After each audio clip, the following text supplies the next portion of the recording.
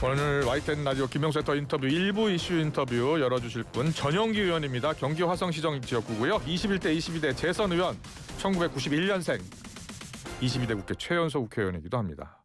스튜디오에 나와 계십니다. 어서 오십시오. 네, 안녕하세요. 전용기입니다. 네, 안녕하세요.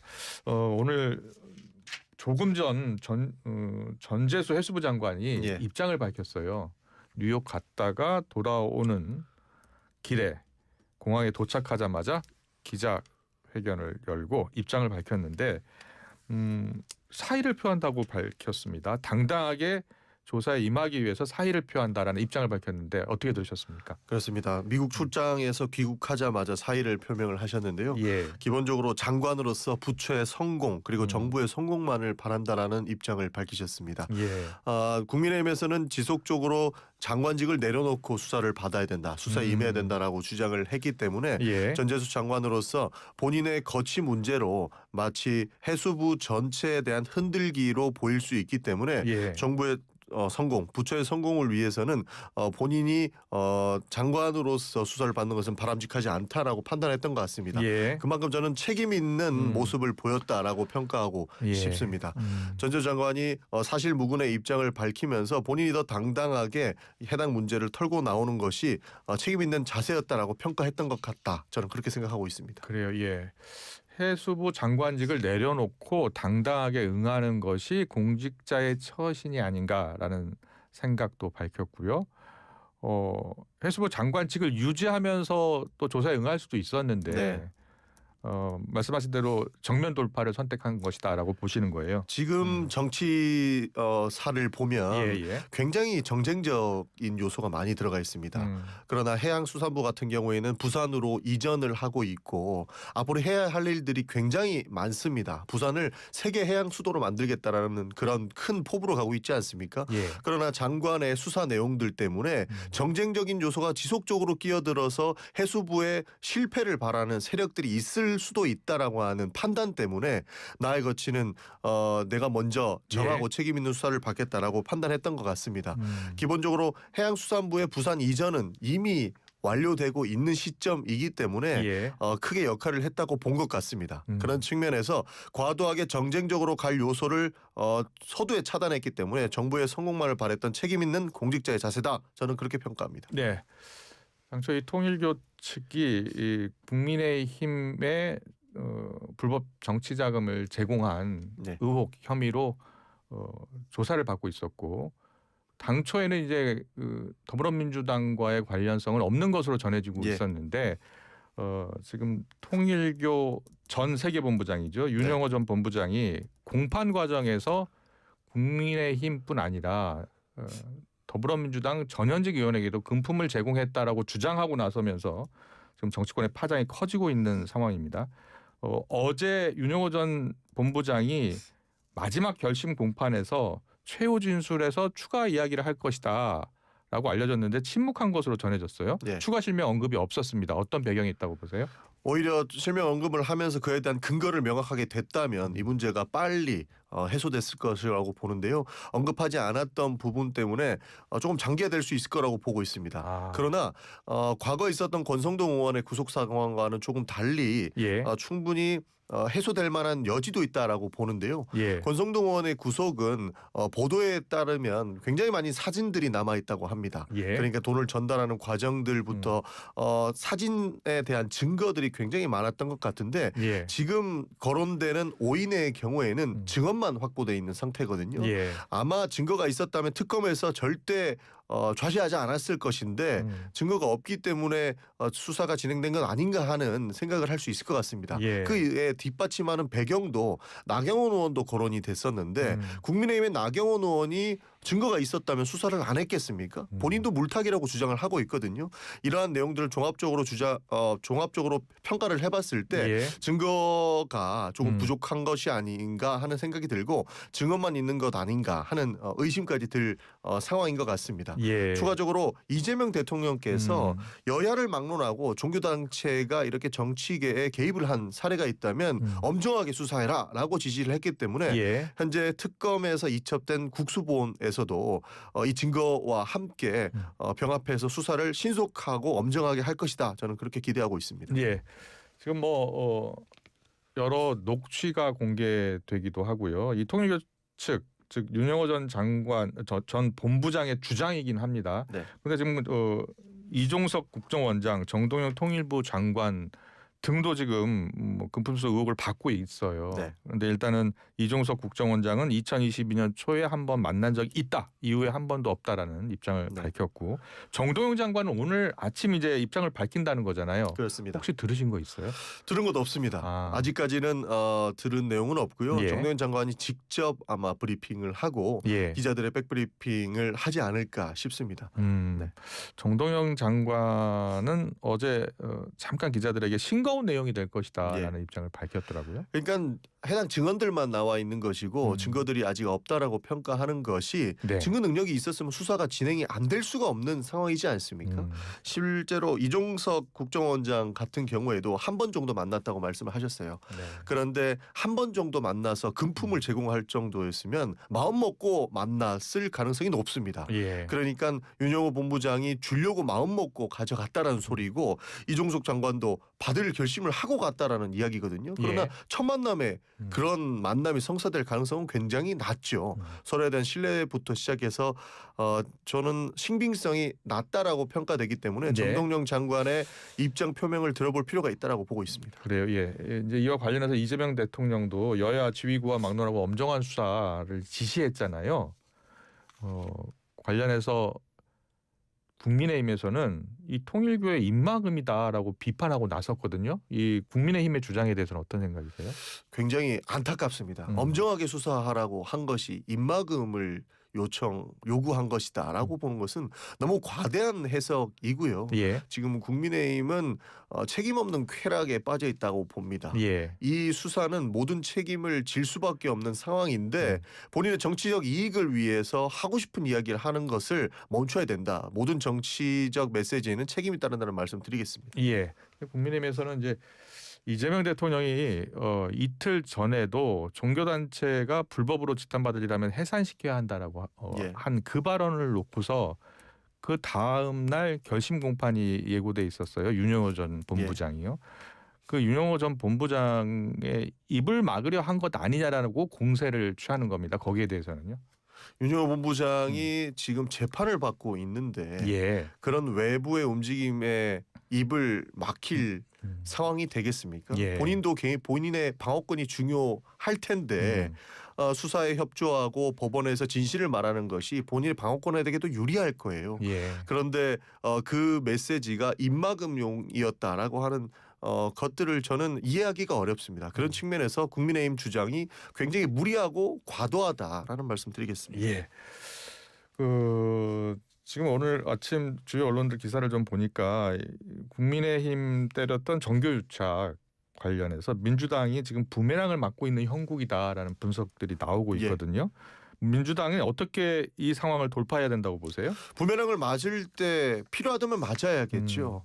그러나 우리 헌법에는 종교와 정치가 정확하게 분리가 되어 있는데 예. 종교계가 조직적으로 정치에 개입을 해서 문제를 일으켰다라는 내용 아니겠습니까? 예. 그렇다면 부메랑을 맞을 때 맞더라도 해당 내용들은 앞으로 다시는 재발하지 않게끔 확실한 책임자 처벌이 있어야 될 것이고 예. 문제를 털고 가야 된다고 저는 생각을 합니다. 문제를 털고 가야 된다. 네, 그런 측면에서 부메랑을 맞았다라고 우리가 피할 필요는 없다고 생각을 합니다. 예. 이 문제는 여기서 해결하고 이재명 대통령께서도 엄정한 수사를 촉구하셨기 때문에 수사기관에서 실체적 진실을 밝혀주기를 바랄 뿐이다라는 말씀드리겠습니다. 네, 털고 가야 한다. 단호하게 털고 가야 한다라는 입장이신 것 그렇습니다. 같아요. 예.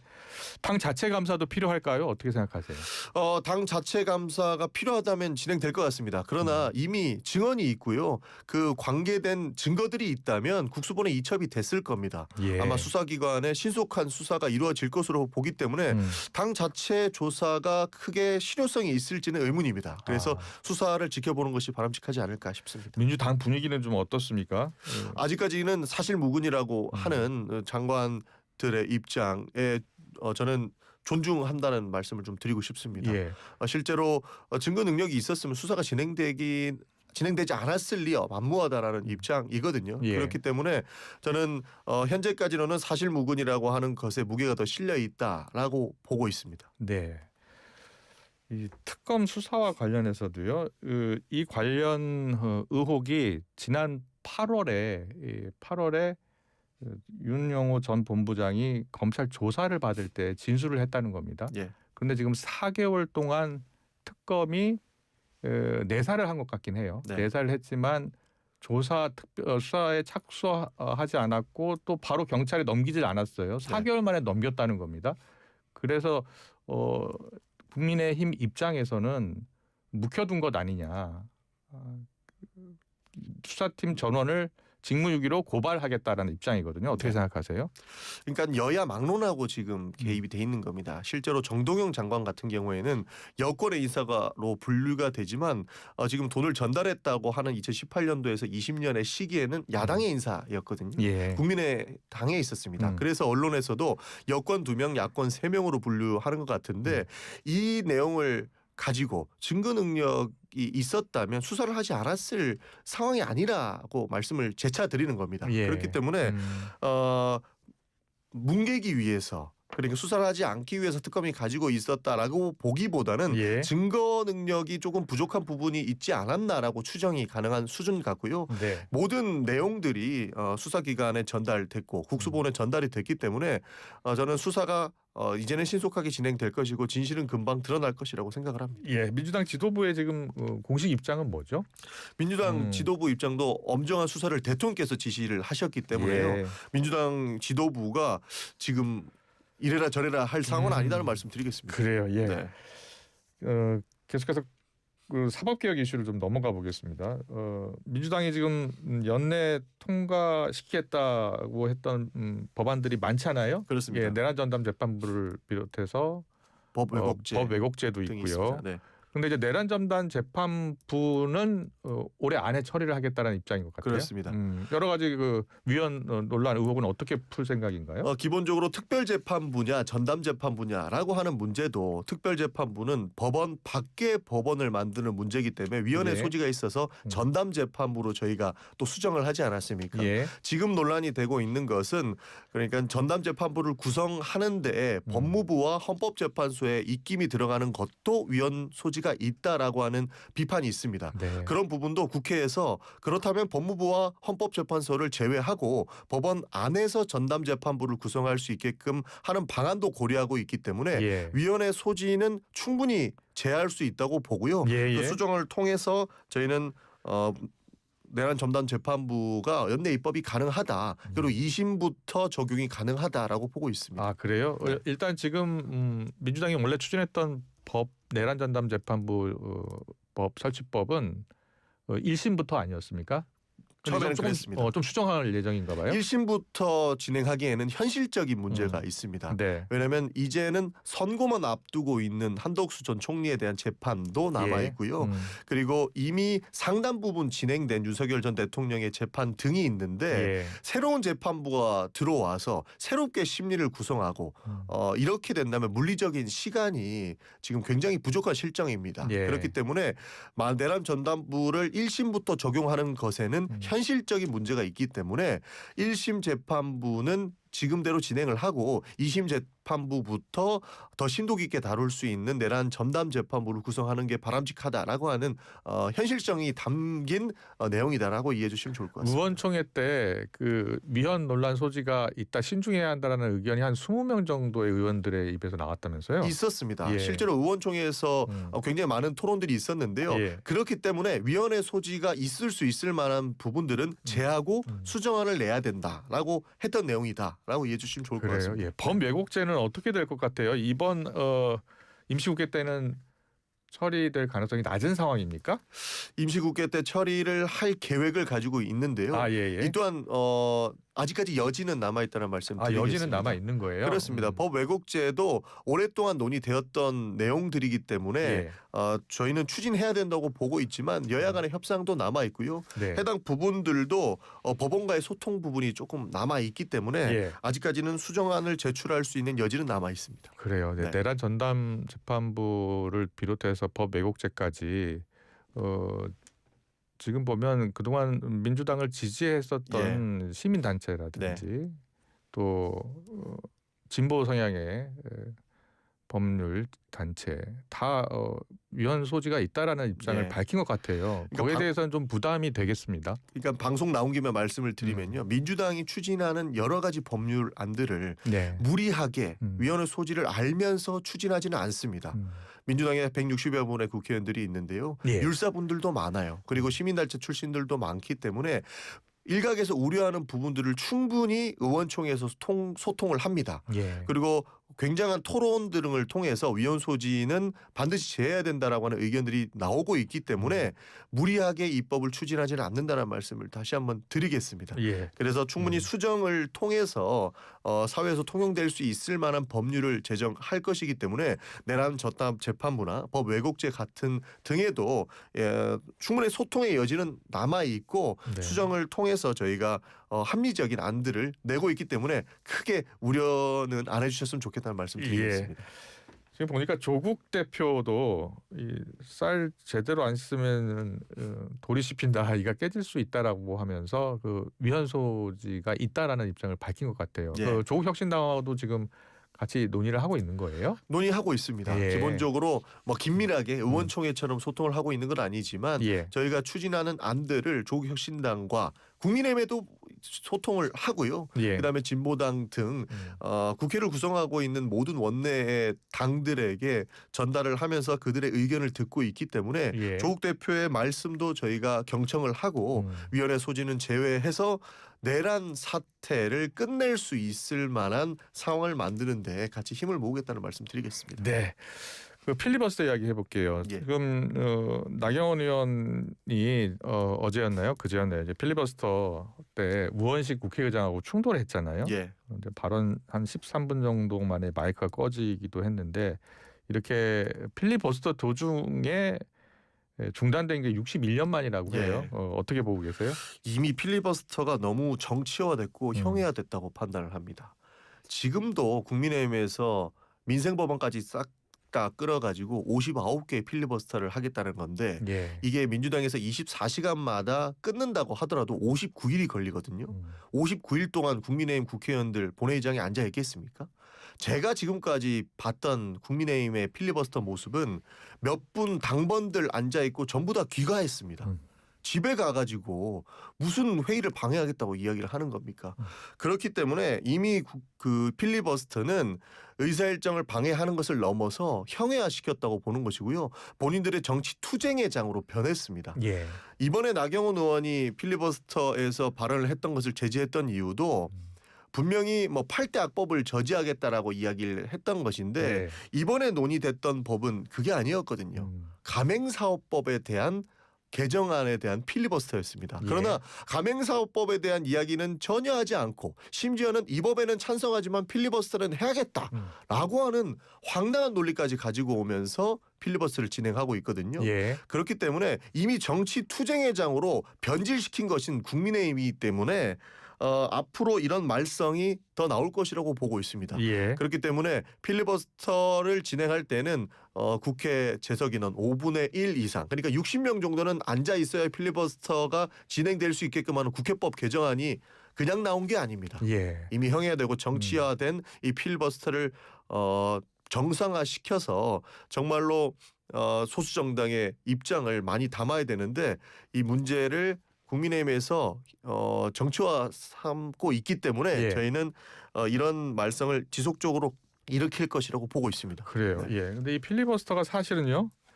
국회 다수당의 독주를 견제하기 위해서 또 소수 정당이 자신들의 의견을 피력할 수 있고 공식적으로 알릴 수 있는 최후의 수단이잖아요. 네. 그러니까 예를 들어서 국회의원 수가 60명이 안 되면 필리버스터를 할 수가 없는 상황이 되는 거잖아요. 원래 100명 이상 동의해야 필리버스터를 열 수가 있습니다. 동의는 할 수 있죠. 네. 동의는 할 수 있는데 소수 정당이 있어요. 지금 그래서 조국 혁신당이 반대하고 있습니다. 있어요. 네. 예. 어떻게 생각하세요? 정말 막아야 할 법이라면 초당적으로 100명 이상씩의 동의를 얻어서 필리버스터를 열 수 있는 것 아니겠습니까? 일부 당은 그 거대 여당 야당이 추진하는 법에 반대하는 소수 여당도 있을 수 있잖아요. 그렇다면은 저희도 들어야 된다고 생각을 합니다. 그렇게 정치화되지 않고 실제 생각이 달라서 생긴 필리버스터라면 오히려 민주당에 앉아 있을 생각도 있습니다. 예. 그러나 지금은 필리버스터를 걸고 집에 가는 상황이 연출되고 예. 59일 동안 그냥 본회의만 열어서 정쟁화시키겠다라고 하는 의도가 보이기 때문에 이러한 필리버스터는 악용하는 것이다라고 평가하기 때문에 지금 국민의회 방식은 정말 바람직하지 않다라고 생각하고 그 때문에 국회법 개정안을 저희가 제출했다는 말씀드리겠습니다. 네. 한 가지만 덧붙이면 개혁신당이나 조국혁신당이나 진보당, 기본소득당 많은 소수 당에서도 정말 생각이 달라서 필리버스터를 통해서 막아야 된다라고 하는 법안들이 있다면 그 부분은 민주당에서 주도적으로 필리버스터에 참여하겠습니다. 네. 알겠습니다. 마지막 질문 하나 더 드릴게요. 예. 어제 상임위를 통과한 징벌적 손해배상법이요. 예. 관련해서 이 언론 자유를 좀 침해할 수 있다. 네. 그리고 언론 관련 또 시민단체가 반대 입장을 밝혔던 법안이 일단 상임위를 통과한 거잖아요. 네. 어떻게 생각하세요? 실제로 제가 발의했던 법안도 병합심사 됐었습니다. 그러나 허위 조작 정보에 대한 징벌적 손해배상이기 때문에 예. 기존의 언론중재법과는 조금 다른 결을 가지고 있다는 말씀드리겠습니다. 지금은 유튜브나 더 기타 매체 등을 통해서 허위 조작 정보로 한 사람의 인신을 매도하고 모욕을 일삼아서 그 피해자는 극단적인 선택까지 하게 되는 경우가 많았습니다. 예. 실제로 유튜브에서 그런 행위들이 많이 포착이 되었었는데 유튜브가 실명제가 되어 있지 않고 미국에다가 보내야 되는 상황이 되었기 때문에 피해자 보호가 전혀 진행되지 않았습니다. 그리고 만약에 피해자와 가해자가 특정이 되더라도 가해자가 본인의 책임을 다하고 있지 못한 이런 환경에 놓여 있었습니다. 예. 그렇기 때문에 허위 조작 정보로 피해자를 양산했던 사람들에 대해서는 징벌적 손해배상이 필요하다라고 하는 측면이기 때문에 저는 반드시 입법이 되어야 된다고 보고 있는 것이고요. 여기에서 허위 조작 정보와 약간 사건을 비틀어서 보는 것과는 좀 다르게 봐야 된다고 보는 겁니다. 예. 허위 조작 정보는 애초에 없는 사실을 마치 진짜인 것처럼 바꿔서 말하기 때문에 그 모든 자유에는 책임이 따른다라는 측면에서 필요한 입법이라는 말씀드리겠습니다. 네. 하나 더 들어야 될 것 같은데 이뇨한 의원이 어제 전격적으로 사퇴 선언을 했잖아요. 사퇴의 변이 진영 논리 따라가는 정치 행보, 국가 발전에 장애물이 된다라고 했습니다. 어떻게 생각하세요? 정치권이 반성해야 될 지점이라고 저는 생각합니다. 여야가 이렇게 소통이 없었던 적은 없었거든요. 그렇기 때문에 이뇨한 의원이 굉장한 안타까움을 느꼈던 것 같습니다. 기본적으로 국민의힘 내부 상황에서도 지금 윤석열 전 대통령을 지킬 것인가 말 것인가 이런 말도 안 되는 논리로 싸우고 있지 않습니까? 거기에서 1차적으로 지쳤을 거라고 보고 두 번째 국회 내에서 민주당과의 갈등도 충분히 그 본인의 거취 문제에 작용을 했을 것이라고 보는데 본업으로 돌아가시는 방법만이 사실 정답은 아니었을 거라고 봅니다. 본인이 소신파로서의 역할을 해주셨으면 좋았을 것인데 참으로 안타깝다는 입장의 말씀을 좀 드리겠습니다. 그리고 지금은 정치적 궤도기 상황이라고 봅니다. 저는 아직 내란이 지속적이라고 보거든요. 왜냐하면 윤석열 전 대통령이 불법 비상계엄을 하고 내란으로 재판을 받고 있음에도 불구하고 본인은 부하에게 책임을 떠넘기는 모습을 보이고 있고 편지를 통해서 본인 지지자들에게 본인의 입장을 어필하고 있는 이런 상황이 저는 전형적인 내란 선동형이라고 보고 있습니다. 예. 국민의힘은 불법 비상계엄이 종료됐을 때 내란이 끝났다라고 주장하고 있지만 지금 이 상황이 어떻게 내란이 끝났다라고 평가할 수 있겠습니까? 그것을 바로잡기 위한 상황이기 때문에 정치적 궤도기로서의 갈등은 불가피하고 빨리 이 시점이 해결되어서 정치가 정상적으로 작동했으면 이뇨한 의원 같은 아쉬운 선택을 하는 사람이 없을 것이라고 저는 보고 있습니다. 네, 잘 들었습니다. 더불어민주당 정영기 의원과 함께했습니다. 고맙습니다. 감사합니다.